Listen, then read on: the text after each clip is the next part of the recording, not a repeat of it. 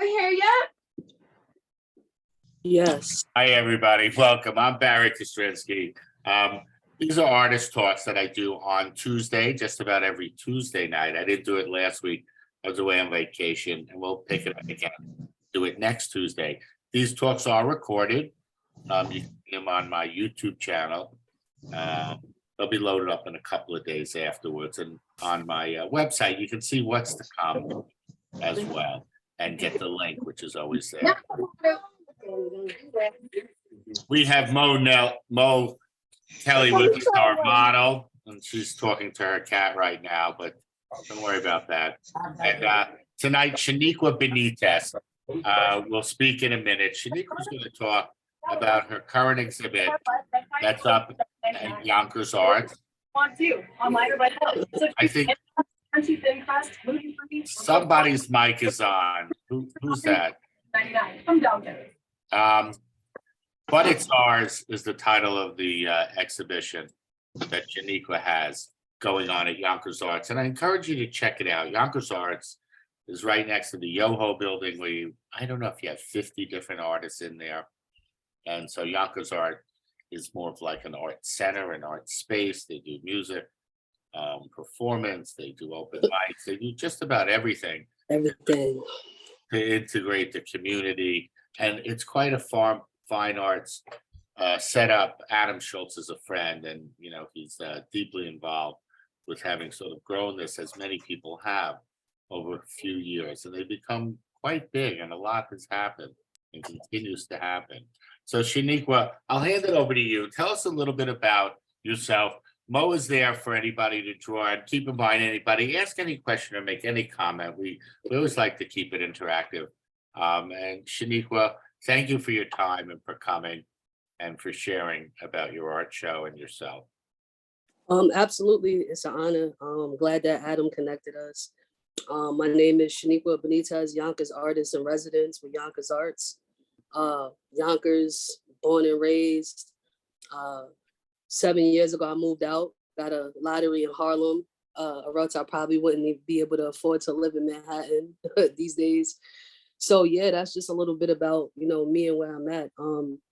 This show, But It's Ours, the red line between poverty and wealth, is exactly what the title entails. But It's Ours was added to the title because it just felt like it made it that much more stronger. When you think about Redline and you think about underrepresented communities of color, you think of people looking in from the outside. But these places that I've created in the work and these places that I've researched, the thing that we have in common is that we take pride in our community because it's ours and that's where we come from. So, and then the red line between poverty and wealth is exactly what it sounds like. The government created these maps in 1933 to basically separate Black and brown communities from white communities.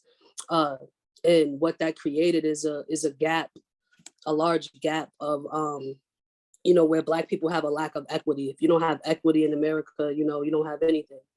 So that is the notion of the show. And I'm honored, when the idea was brought to me, it just made sense because my work is already rooted in, social justice and just current events and just being aware of the things that's going on every day. So I was honored to actually get a platform to be able to express these things visually and bring it to the world. Yeah.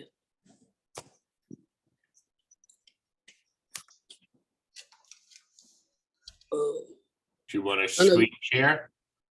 Yeah, you want to start it? Yeah, go ahead. Start screen share so I can see the images. It's quite a beautiful space and quite a strong show. I'd say it's about 3,000 square feet, Yonkers Art Space. Yeah. I think the whole time I was kind of like, a little, nervous about filling up the space. It's a huge space. But everything came together as it should. So I was actually really excited about that. But you notice when you start to put artwork on walls, the walls sort of eat it. It just like zoops, takes it. Yeah. It's And really then, when you're working in a smaller space, it's hard to see the layout of everything. And then once you, once you start bringing everything into the larger space, and I started to see everything kind of like, not on top of each other, not stored away up top. I started realizing, I had the work ready. So this piece was actually this first piece right here, which is like the title piece. I created this piece first, and I think that this was the piece that actually inspired Wilson and municipal housing to have this idea of this residency. So just living in Harlem, taking that walk up the street on Lexington some mornings, there's a lot of stuff that goes on, and the cops are literally just sitting there. So it's a really basic image, but it's powerful because, I just want to use more color and than anything to kind of like start that conversation and what that looks like. So this being the title piece, it just kind of like, that's really what it is. It's just, it shows that separation between what's happening in the community and, the cops just kind of like sitting there and letting these things happen. You just want me to slide through at my own pace? yeah, Or? exactly. Okay, cool. I mean, if anybody has any questions, just feel free to ask. So we'll jump in. Shanequa, where did you study art?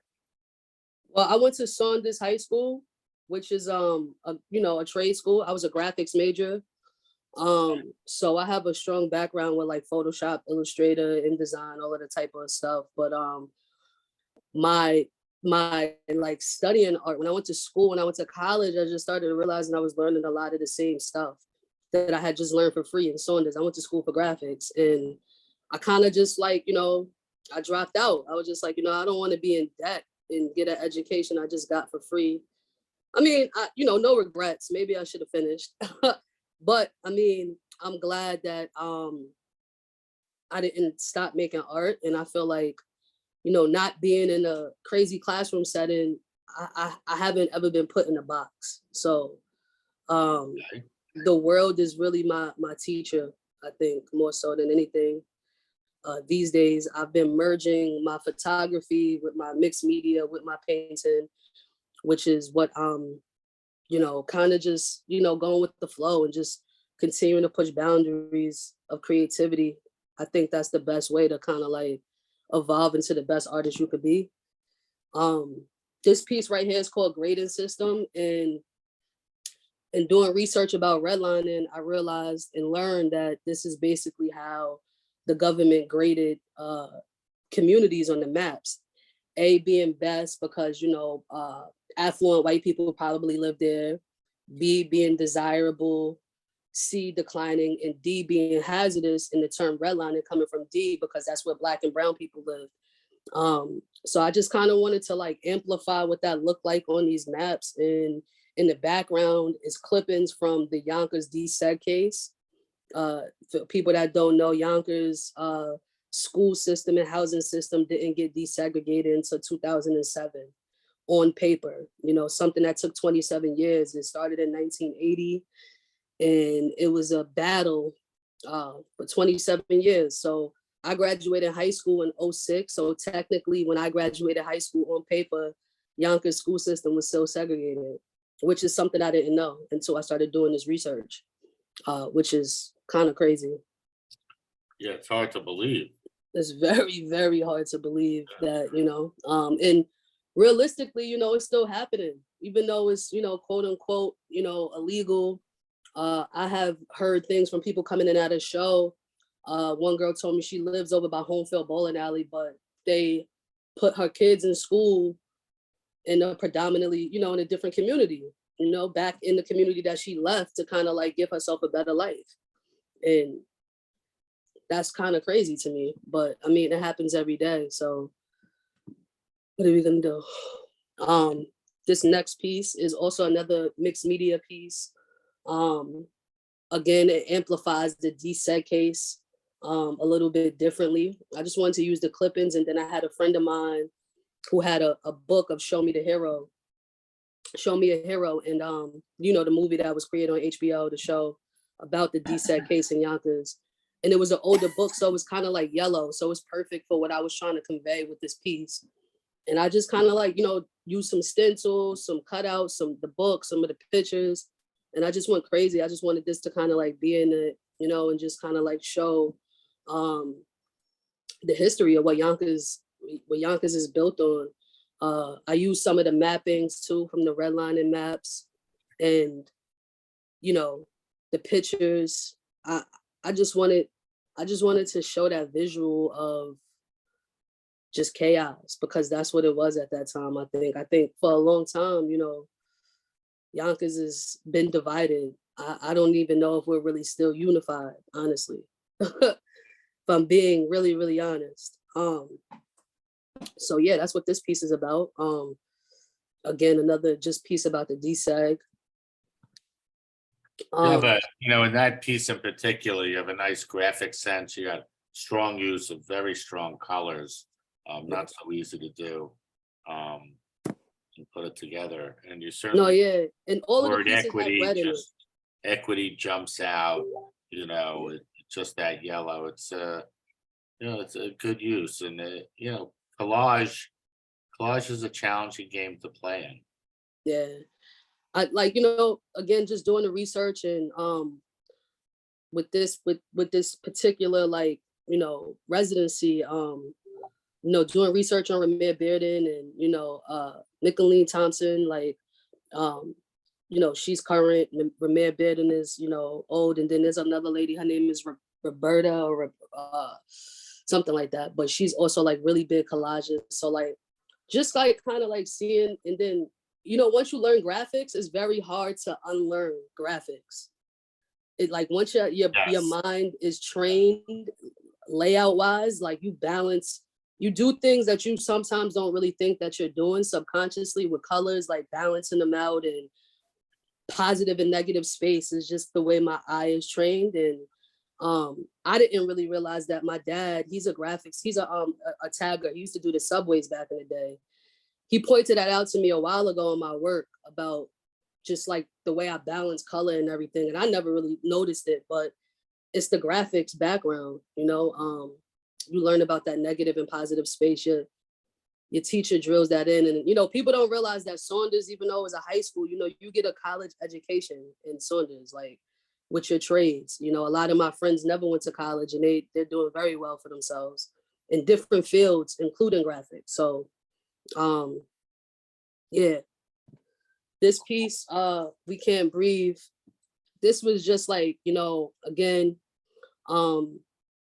this right here takes on the statistics of the asthma rate in Yonkers, something that people don't really think about when you think about redlining and access to quality healthcare. And when you look at these redlining maps, and you look at people that have higher asthma rates, it's a mirrored image.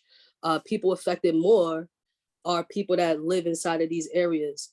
So Yonkers actually has one of the higher rates in the state. Hunts Point has the highest asthma rate in the country. So when you think about it, you think about zoning, and you think about urban planning. You think about growing up next to factories. You think about major highways going through your communities versus like suburban areas, and all of those things affect air quality. And that right there is, one of the bigger issues with growing up in these areas, let alone, having oxygen, quality air, less asphalt spaces. So these are all things that are also included in Redline, and that people kind of overlook because they just think about the equity of it. Like, oh, you're getting denied loans, you're getting denied loans for businesses and for homes. You don't think about, healthcare. You don't think about, these kind of things. And these things actually play a huge role in the redlining aspect. So unfortunately, the asthma numbers that you talk about, I had a gallery. I knew the South Bronx well. It was bad there, and they say it's often linked to the rat population. Yeah, that too. And the sort of rat urine in the buildings in the wall, sort of a terrible, it's amazing you brought up a statistic that it was 2007 that on the books at least, Yonkers became integrated. Um, but there is always a sort of financial segregation that goes on. And sort of the haves and the have-nots, and powerful neighborhoods with money get certain things, others don't. It seems like Yonkers is turning it around. It seems like there are people speaking up for it, but it's always hard to say. Bottom line is, it's a tough community and somewhat of a sister community to the South Bronx in ways. Yeah, absolutely. And then when you think about factories and you think about development, you think about things happening like that. Obviously where there's factories and there's water, there's going to be a higher population of rats and stuff like that. So I could definitely see that connection also. I'm somebody who has asthma, so I wanted to I've had it since I was a child. So I definitely wanted something in here to represent health and wellness when it comes to just quality of life within, growing up in an area that is predominantly redlined. Yeah, so this piece right here, it's called Bodega, Come As You Are. It's pretty self-explanatory. When you think about communities of color and you go inside of them, it doesn't matter if it's New York, it's Baltimore, it's Detroit.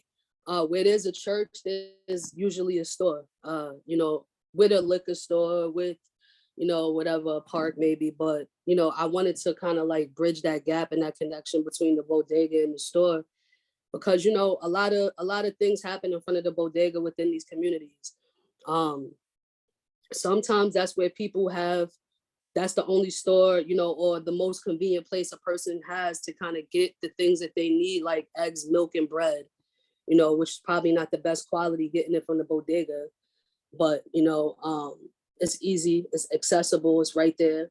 But also just the crime and the things that happen in front of the bodega, and then when you grow up in these areas, you learn that, Baptist churches and to come as you are. It doesn't matter how you dress. It doesn't matter what kind of day you're having.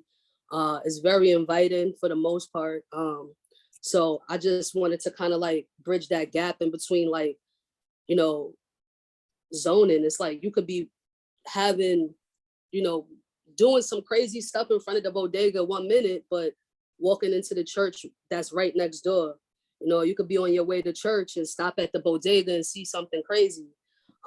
Just to kind of touch on it, it was like the idea of doing this residency was to bring the layers of redlining that are represented within growing up in these communities.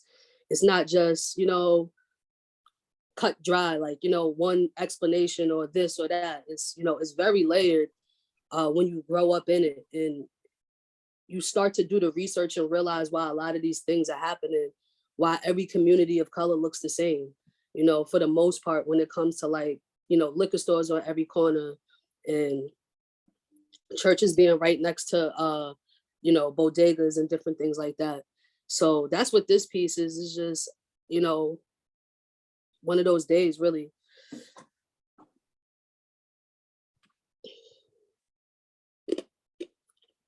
This piece right here, again, another bodega, stop sign. I kind of had it set up a little different on the files, but it's fine.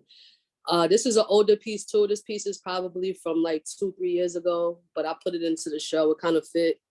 And again, when you start to come outside as a young adult, you got to make certain choices when you come from certain communities. Once you come off the stoop, that's what the phrase is called. You have to make that choice. You either going left or you going right, and you either in it or you're not. And that's a choice that everybody has to make when they grow up in these kind of neighborhoods. It's a very unforgivable place. You make one wrong choice and that could cost you 10 years of your life. I've seen it happen. A friend of mine, one choice, and he went to jail for 10 years, for something that he could have avoided. He didn't even need to be in. But that's the reality of coming outside and coming off the stoop and making those choices, whether you're gonna go left or you're gonna go right. So again, when you are, raised in an impoverished community, it always seems easier to do the wrong thing than it does to do the right thing. The wrong thing seems a lot more enticing, a lot more fun.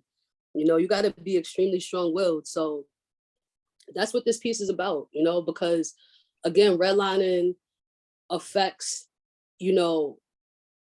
programs, having after school programs, having better school systems, having after school at school, let alone programs, private sector programs. If the community around you doesn't have a higher tax rate, like, they're not getting that trickle down money. So they can't put money into their community if they don't have businesses that are worth anything in the community. It's really, it gets real deep. But that all kind of comes into play when you think about quality of life, when you think about making these choices. So that's what this piece is about.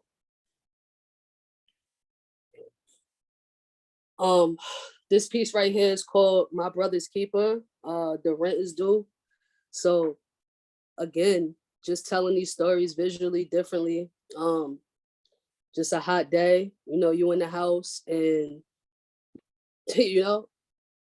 everything is turned off, lights is off, TV is off, but the rent is due. And honestly, that's just what it is. Like, again, just that struggle, and it's pretty self-explanatory, this piece. Shanequa, Yeah, go ahead. can you tell us about what size some of these pieces are, like how big they are, and talk about the paint materials that you're also using to make them? I know it sounds a little formalistic after you're, opening up your heart here to talk about, some very serious issues. And I'm going to comment on that stuff in a moment myself, just because I came from as a teenager living in the projects in the east side of Cleveland. So I can kind of understand where you're coming from a bit. But can you talk a little bit about the actual pieces themselves, like what the paint you're using, and just the sizes? So in some of the previous pieces, mostly all my pieces I use like acrylic. So this piece is like acrylic, oil paint sticks. That's usually like my foundation. I don't necessarily always use oil, but I rather use oil paint sticks. I feel like it gives me a lot more control. And I kind of like how the texture transfers to the canvas better than like just like a brush with oil paint, which I use sometimes. Same, like, so this is like stencil. This is like stencil, paint brick. This is mold too. So like I have like some mold up there. You can probably see at the top of this piece, like acrylic mold, golden acrylic mold. Spray paint and stencils. Same here. This is mixed media, so it's like stencils, paper, not too much paint, a little bit of paint, some acrylic paint. Again, this one right here, stenciling, acrylic paint, and like a gloss finish. With the mixed media pieces, I thought about putting epoxy on it, but I didn't want them to look too different than all of the rest of the work. And I kind of was running out of time. Yeah, this is oil paint stick. This is probably one of the ones that I did use some oil on, and oil paint sticks, and some acrylic paint. And the sizes vary. So like these are 40 by 40, these two. This is 30 by 30. This is 40 by 40. And this is 60. It seems like you like the square. I myself, I like the square format, the formal quality of the square. So you're using a number of pieces I see here are in square format. Yeah, that's sort of interesting. Mm-hmm. It's funny because I like working on raw canvas a lot. Like this piece right here is actually a raw canvas that was actually stretched. So the dimensions are a little like, it's still square, but they're not like a 40 by 40, 30 by 30. It's like 37.5 hold on, I can give you the exact. Well, It is, you're doing a vertical, it's obviously everything's a rectangle. I'm talking about the dimensions being the formal quality of a square when you're painting is an interesting thing, because you can, especially if you're doing anything that you start off with abstract and you're working on the background, you can turn it in any direction and look at the composition from a completely, just a turn. And it's fascinating to look at compositions upside down, tricks that you use to see the negative space or those kind of things. So it's always interesting when one works with a square. Looking at Thank something you. upside down gives you a whole new perspective on the composition. Yeah, for sure. And then you play with it. Like sometimes before I actually start putting like imagery on something, I'll just turn it a bunch of different ways and trying to go there. Like, sometimes you're going with an idea what you want to do, and sometimes you don't. I think that I do both, Sometimes I have a subject matter in mind and that could change.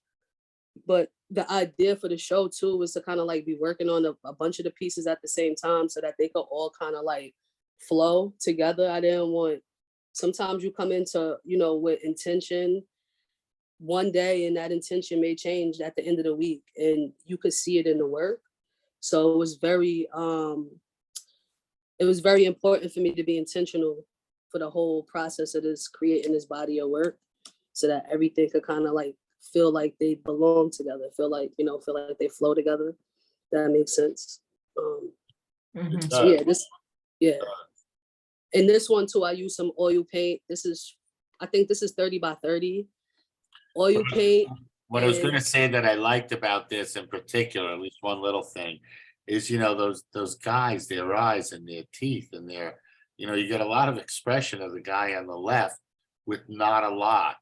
And it's not so easy to do that. So caricature and cartooning is quite complicated. And you're sort of playing in that realm. And yet, you're blowing the mouths up. And, the guy on the left gets a lot of emotion in those eyes. Yeah, for sure. And that's what I really wanted to, that was the important thing, the eyes and the mouth. I don't know, something fascinating about that to me. My jaw has been broken. And, like maybe like 15 years ago, my jaw was broken a couple places. So I don't know.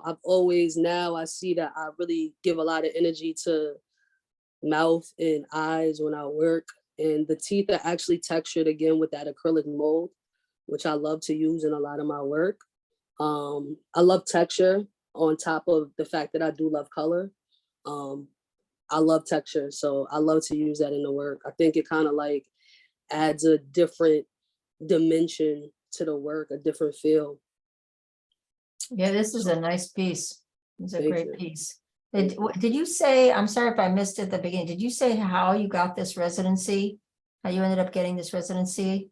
Oh yeah, I mean, well, just building relationships. So I reached out about something else. I wanted to do like a mural in my community with one of my characters that I've created over the years. And the lady from municipal housing, she doesn't have any, I'm from a HUD building, so it's very much still the projects kind of, but it's not ran by Macy.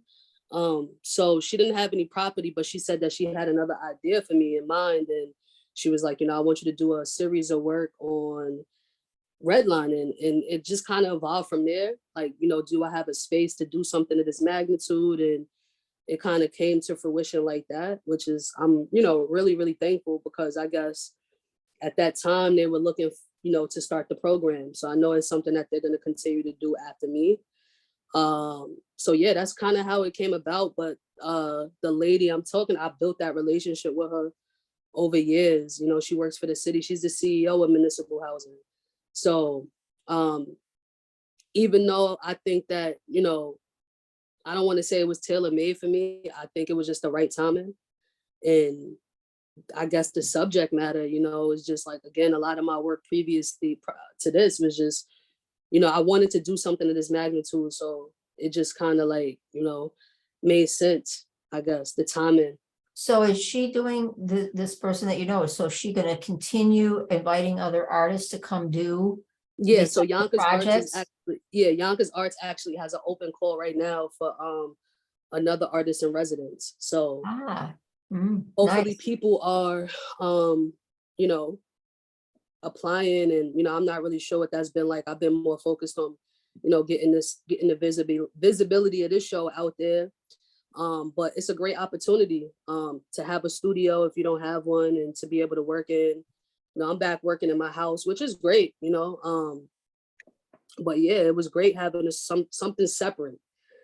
Sometimes you get so consumed with the work, you don't even want to do the work. And when you're living in the same space that you're creating in. So it's a gift and a curse when you do that. So it was good to kind of like have a space and have time too, because sometimes that's the greatest thing you need, is just time to work on something, let an idea develop. So the first half of the show I was creating, the first half of this residency I was creating, but I was really more so focused on doing research. Like I wanted to really like throw myself into the research. So I went into the library I used for those mixed media pieces. I used the room of uncirculating information, like all of the stuff that's not even on shelves, like the history. I've listened to documentary, podcasts, I've watched documentaries, read books, everything. So having that time to really kind of like understand what redlining was. Prior, I just thought it was like, getting denied loans for businesses and for homes. But then you start to learn about the environmental aspects of it. You start to learn about the food injusticeness. You start to, the access to healthcare, quality healthcare, zoning, urban planning, and it just makes you realize it's so much bigger than just, getting denied a loan. So yeah, Yeah, I just want to throw all that.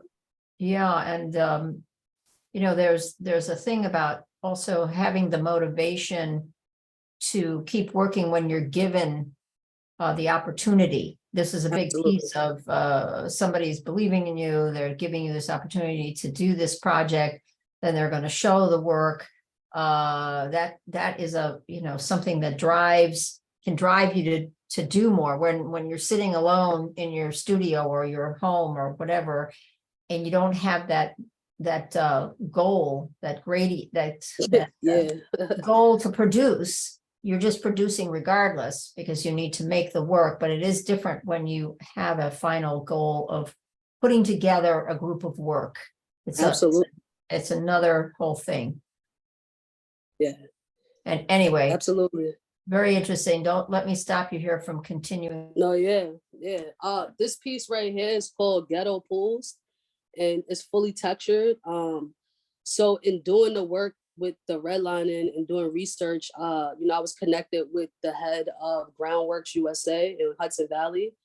And I started to learn about the environmental aspects, the connection with redlining and environmental. And I started working with their climate task force, started to really like throw myself into just the lack of representation of people of color in the environmental space, and we're being affected most. So when you think about urban heat islands, Black and brown communities are affected more, and people of color are actually, they die at a higher rate during these times of the year, due to overheating, and just because they might not have money to pay for the AC, they might not, they might have different health disparities when it comes to like high blood pressure, hypertension, asthma, things that hot air can really affect. So this piece right here started as like, I just kind of was thinking about asphalt, and at first it was just black, and it sat in my studio for months, and I worked on other stuff, and I kind of was going to make it more like a contemporary piece and just kind of like, do something basic but powerful with it. And I started to think about, growing up in Yonkers, and I remember the mobile pools. I remember, the fire hydrants being open, but I really also remember, and know for a fact that, everybody doesn't have access to get to a pool, Tibbetts. A lot of people from the community don't even know how to swim, let alone, have a park pass to get into the pools during these seasons, but it's important.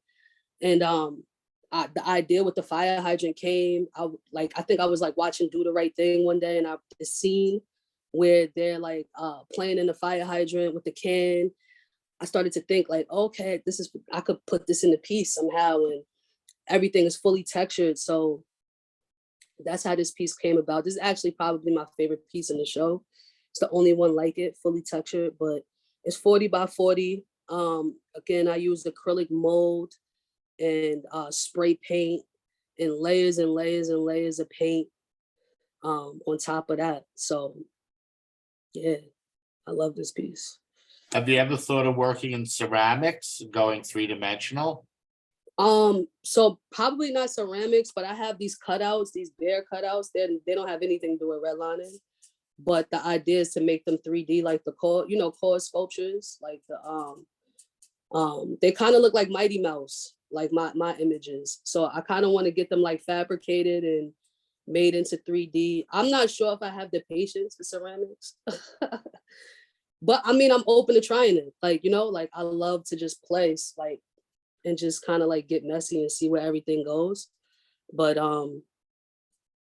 yeah, it's But not you are ruled out. working 3-dimensional. Because you're mentioning you like texture so much. But I think I like texture more off of like flat surfaces, Okay. It kind of brings out this 3D dimension off of something that's flat. If that makes sense. Like it kind of like, Sure. adds character. So yeah. So this piece right here is kind of like the brother piece to the other one, My Brother's Keeper. This one is like the courthouse. So, you get off the bus and rent is due. Now you at the courthouse, and you got rent, you got housing court. And this actual quote right here is from Audre Lorde, one of my favorite poets. The master's tools will never dismantle the master's house, just meaning that, that gap, when you think about that gap from 1933 to now that redlining has created, is something that you will never be able to close that gap. And it's not, by accident, it's by design.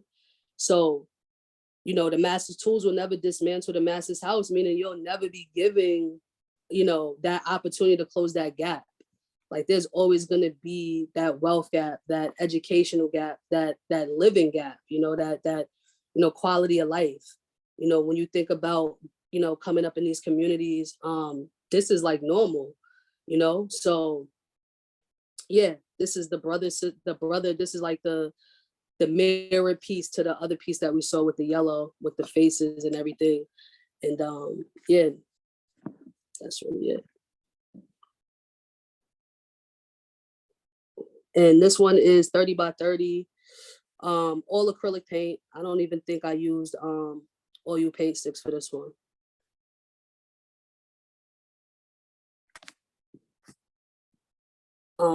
This piece right here was created 2020, but again, I wanted to put it in the show. It's called Power, the Fight for More. And just watching everything that was going on, having, I'm my mom's only daughter, so I have brothers, I have my dad.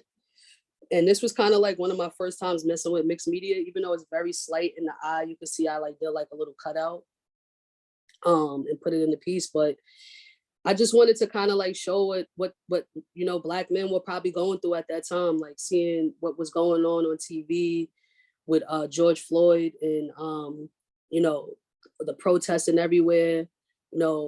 My dad being somebody that grew up during the time of the DSEG in Yonkers. He graduated high school in 1980, so he went to school during the time where Gorton High School in Yonkers was very segregated. He told me lots of stories about race riots happening, like literal, like, blacks versus the whites in school. And it makes you understand why he feels the way he feels because of that upbringing. And when you grow up like that, it's hard to like, it's hard to see white people in a different way because you've been brought up and you've seen them, in one way. So I understand my dad a little bit better, but this right here was just like power, that fight for more. Like a lot of Black men, no men, period, but like a lot of Black men go through things, you know, and they go through it silently and they fight through that, you know, still regardless of whether it hurts. And, you know, that's what this piece was really about. And I just kind of wanted to include that because it felt right in the show, felt like it fit. Well, the way you know, also formally, the way you do the face and the teeth with their different levels, and then the little lines for, I guess it was the beard that makes Mhm. that L shape, you know, and flattens out the space. You know, it almost brings Paul Klee to mind, and it makes me wonder, you know, what artists have you looked at? I mean, you familiar with Basquiat, or Yeah. what artists do you know? I mean, I love Basquiat. Basquiat is probably like, you know, the most commercial, you know, Black artist, but I love my real first exposure to Black art was Ernie Barnes. When I used to spend time with my grandfather in California, he had that iconic picture of the guy dunking the basketball. And I love that piece. And it wasn't until recently I started reflecting, like, man, like I thought Basquiat was like, you know, that first exposure to like, you know, to like Black art, but it was really Ernie Barnes. But you know, as you do the research, like I love Faith Greenwald. I love her work. Like I said, I love Ramir Bearden, Jacob Lawrence. Right now, I love there's so many new artists too. Like I love Derek Adams. Derek Adams is like he's multidisciplinary, so he doesn't have, you know, one style, which is what I like. You know, I don't, you know, one day I might want to take pictures, one day I might want to paint. Um, and I have some of my photography work in here too. Hopefully we get to that. Yeah, But yeah, as you're talking, just keep strolling through some yeah. images. So this piece right here is, if you've been to Yonkers and you know the waterfront, I'm a bike rider. I ride my bike. Actually, the show was supposed to be in like October, and I broke my foot in August on my bike, so it got pushed to February. But I grew up, you know, like I said, I grew up on Locust Hill in Yonkers, and I grew up with a view of the water. So now I live in, you know, I live in Harlem. I have a view of a garden, which is great, but it's not the water. So whenever I come up to Yonkers, if I have my bike, I always stop on the water. And this is just about dwelling space. Like, you know, when the waterfront was created, a lot of us didn't feel like it was created for us. You know what I mean? For people that reflected what we look like. So even just being down there in the beginning didn't really feel comfortable. So this piece is just about having dwelling space and being able to just hold space in, you know, a nice area, something that looks nice. Like we deserve that too. Yeah, and that's really it. This is just like one of those pieces. Like I just kind of wanted to capture like landscape and just my bike and, you know, just something real subtle. I'd like to point out I was married at that restaurant in the last picture. Oh Okay. yeah, I love that restaurant. I love Peter Kelly. The food is amazing. And I a lot love of the the food there. community goes there when they have a celebration, a big moment. Yeah. It's quite a melting pot at a very high-end restaurant with an incredible view. Oh yeah, absolutely. And actually, they actually have like a nicer, like a little like laid back casual area now too. So Yeah. that you could, yeah, so you could go pull up, have the great food if you're not really, you know, in the summer, drinks, whatever. I like it too. You know, as you get older, you start to appreciate nicer things. So I'm a little older now. I remember when the waterfront wasn't anything. I remember there was nothing down there. And I guess that's when you feel like not rebellion, but like you feel that like you don't belong somewhere, you know?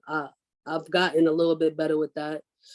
This piece right here, it talks to like, first of all, it's 40 by 40, all acrylic paint. And I created this like with the thought in my head about like quality to having, you know, quality to access foods. So, you know, when you think about you want to take it deep, like, you know, you think about slaves and when they came here, right? And when they worked on plantations, they were given like the scraps that the plantation owners probably didn't even want. So that's the ribs, the pig feet, the, you know, all of the undesirable, the tongue, and they made do with these things, the oxtail and, you know, all of that, right? And now these are staples. So when you think about having access to quality foods,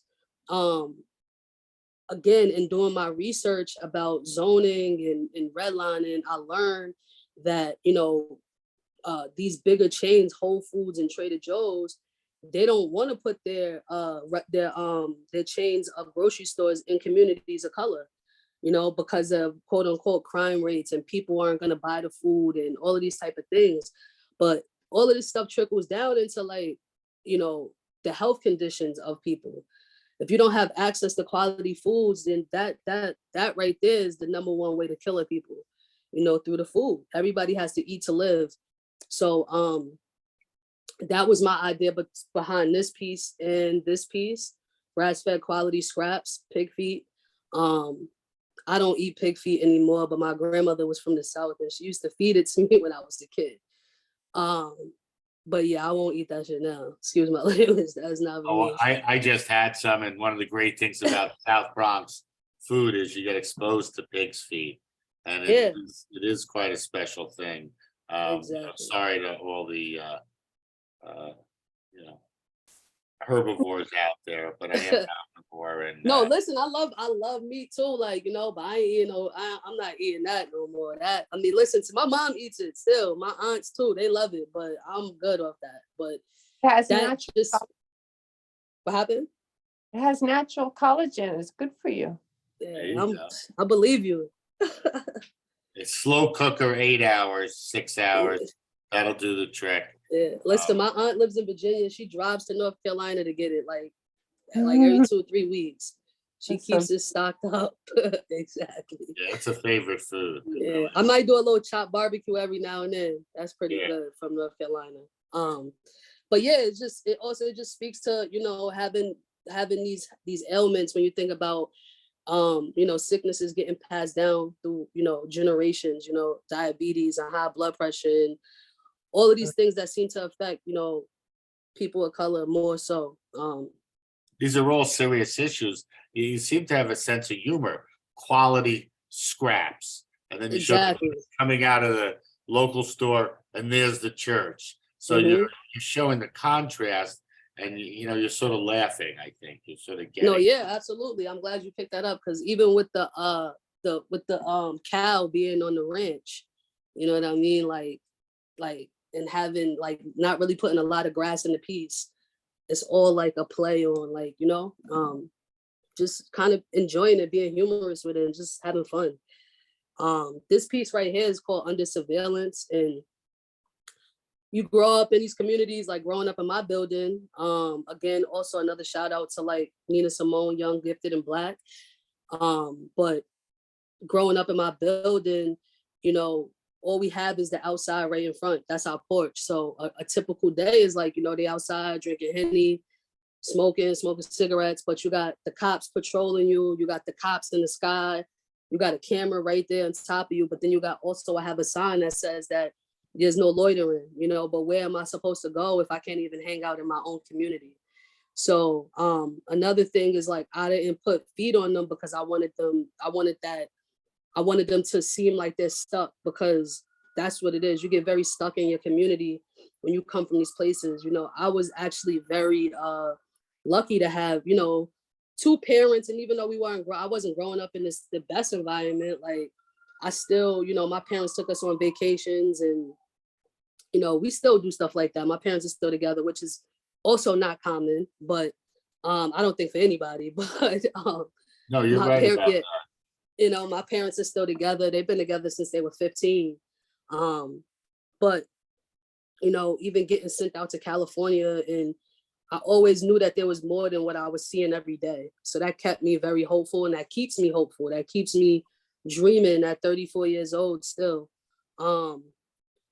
So yeah, you grow up, and then a lot of this piece right here is like, it's acrylic paint. It's oil paint sticks. It's actually some mixed media in here too. So these are some pictures that I took of people in my community, and I printed on canvas paper, and I put it into the piece. Again, with doing the project, I wanted people from the community to see themselves within the work when they came to see the show. That was important for me to kind of include them, because they probably won't see themselves like this ever. But this piece is just about surveillance,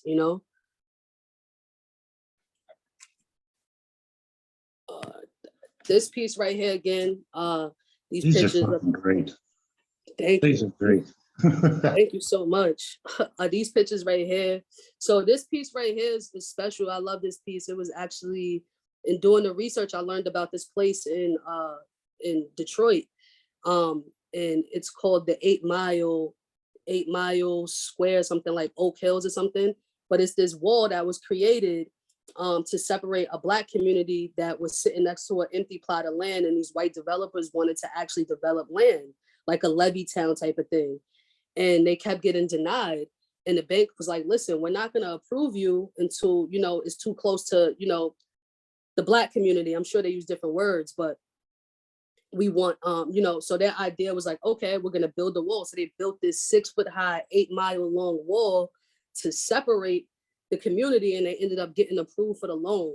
So what's actually beautiful about this wall now is that it was created to separate people and is now actually celebrated, and it brings people together. It's beautified. Artists from all over the world have come to this wall and actually beautified it. It's full of art, and they won't let them knock it down. It's like a landmark now.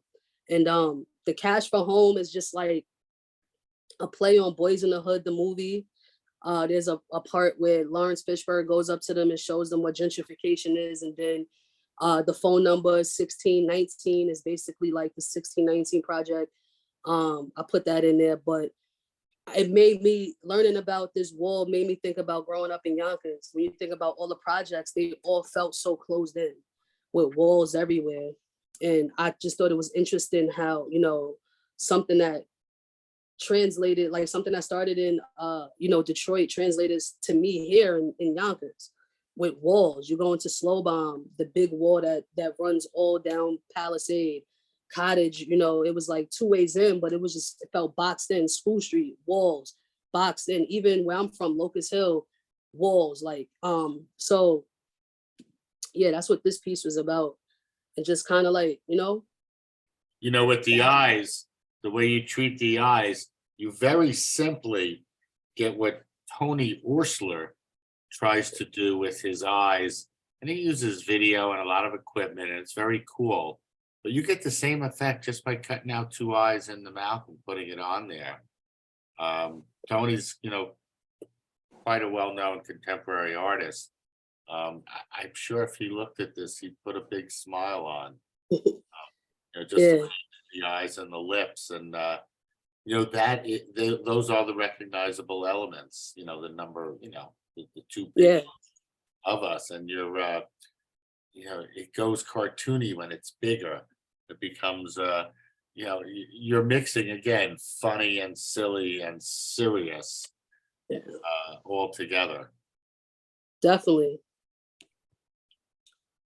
It's the dimensions of this. I didn't have a good picture, but this piece. Can I interrupt for 1 second too? And just Absolutely. ask, and I have to leave in like a couple minutes. So, did you then get a job directly out of high school from your graphics program, did you say, or Now, I did a lot of odd jobs, you know, lost my way a little bit, got a little caught up.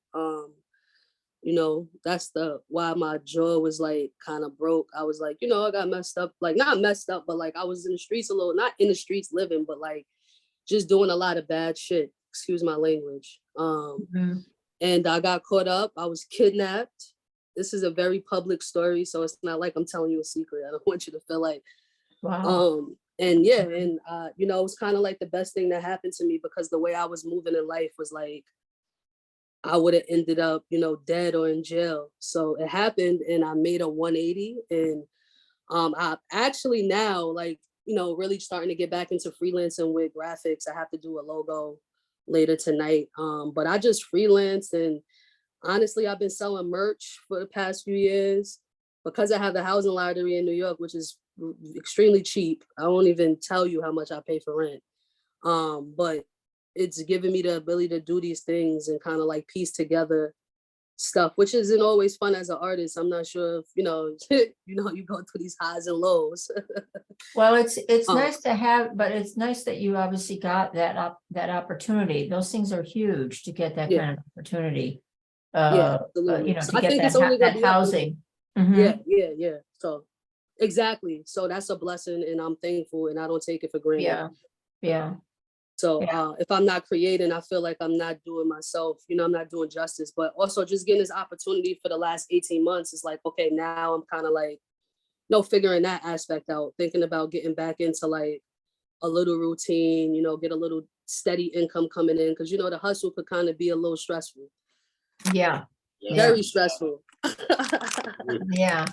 Well, I'm sorry, I have to run, unfortunately, but It's okay. this has been great. Thank you for I'm being sure here. you have more images. Thank you, Shanequa, and, Thank you for being here. Thanks, Babs. Always for your input. Thank you.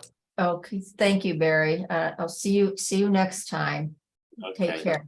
Okay, Shanequa, let's do a few more and then we'll just open it up to thoughts, okay? If you want to All right, race cool. over to some of your different media, if you want to show photos, there we go.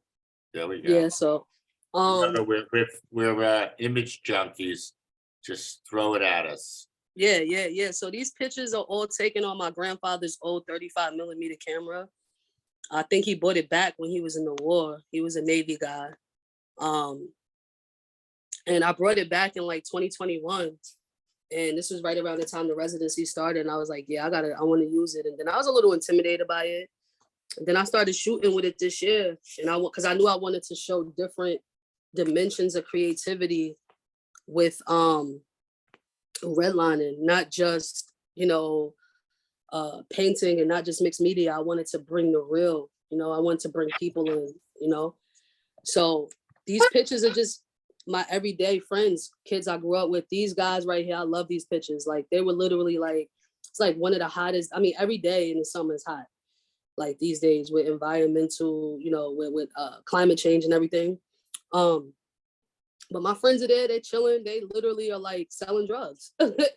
And I'm shooting them. They don't even care. They're like, I'm not catching them in the act or anything, but they trust me, and you could kind of see it and feel it in the work. In these pictures. So yeah, and this is like my community right here. This is where I grew up at. This is the front of the building. I kind of like blasted them out so they kind of look blurry, but it's just another summer day.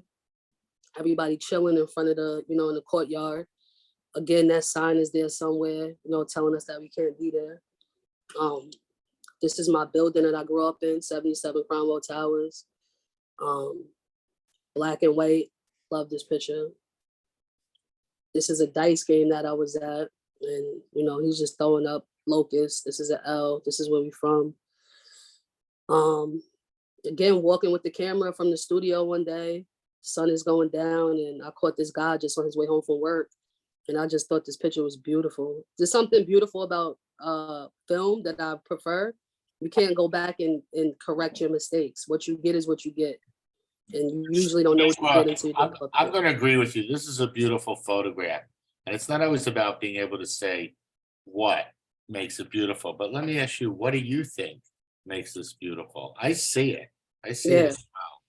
So what do you think? That what makes the shot beautiful is just like, just the things existing within the shot, the balance also, you want to get the subject at a certain matter. Like, he's perfectly walking. If you see, both of his feet are like literally perfectly in the crosswalk, and he's kind of like past the middle, but then the cars are coming. You see the lights behind him a little bit, the glare, the car right there.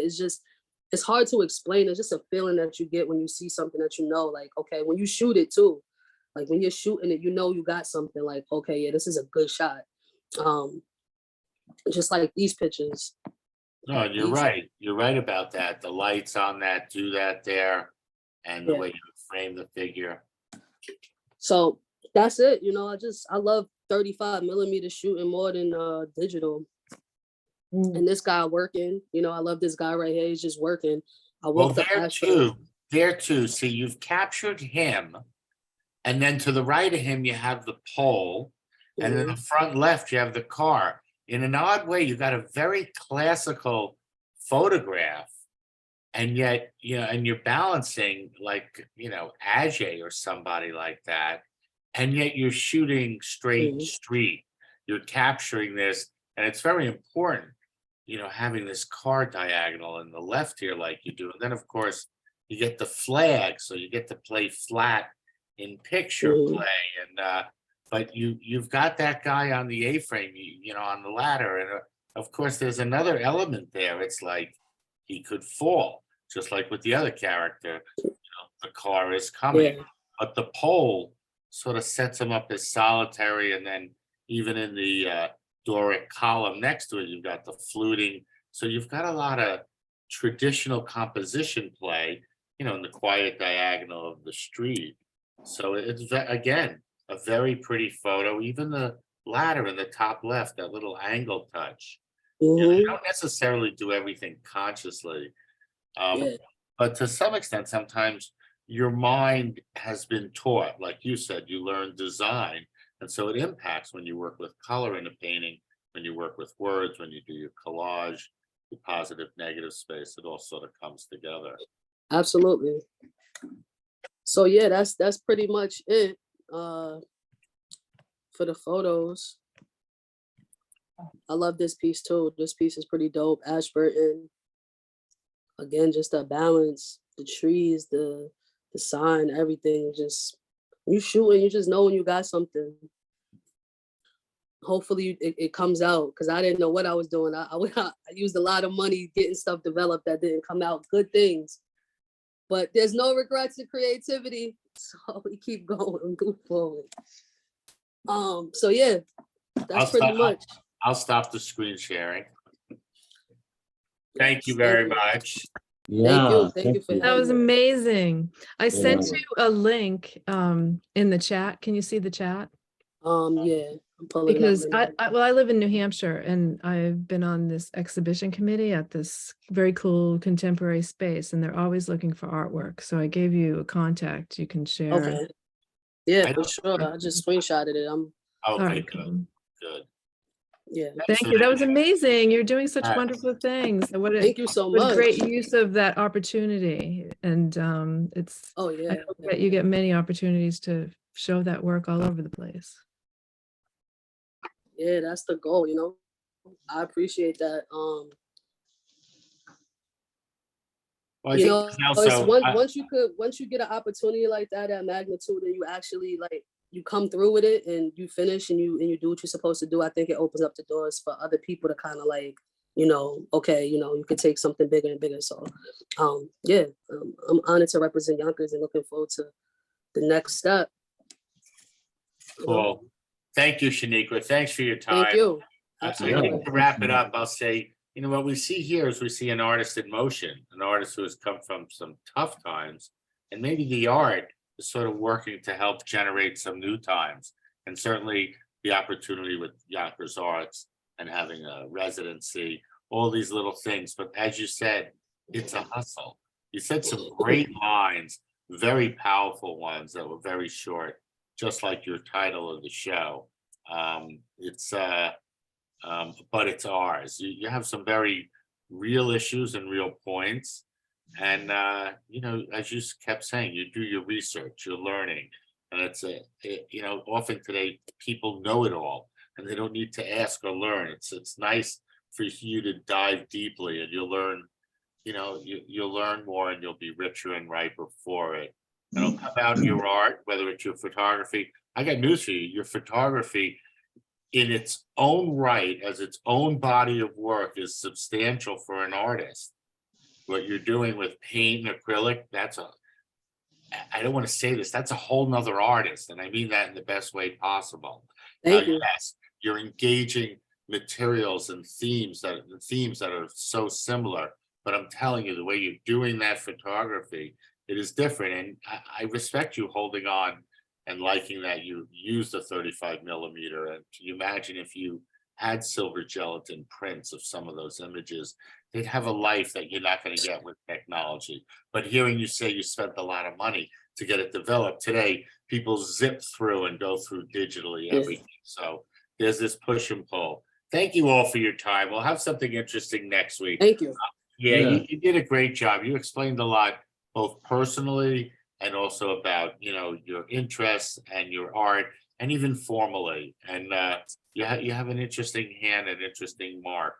that's yours, and that's Thank you. something artists look to I develop. love the title, but it's ours. You know, it demands respect, you know, before you go in the show. You know, Thank you, it's thank good. you, thank you, everybody, for holding space with me today and listening and Yeah, being here. You know, it means a lot to me for real. You know, so thanks for show and tell, man. It's great. All Absolutely. the personal stuff too, I always love to hear. sure. Feel free to follow me on Facebook, and you know, we stay in contact with each other's journeys for all my fellow artists on here. Yeah. But thank you again. I appreciate it. And thanks to Adam, Yonkers Arts, Municipal Housing. And, you know, got to plug them in there real quick. Good shout out to Yonkers Out, and of course, Adam Schultz, and all the Exactly. people involved with that organization. For sure. Thanks, everybody. Thank you. I'll stop it here.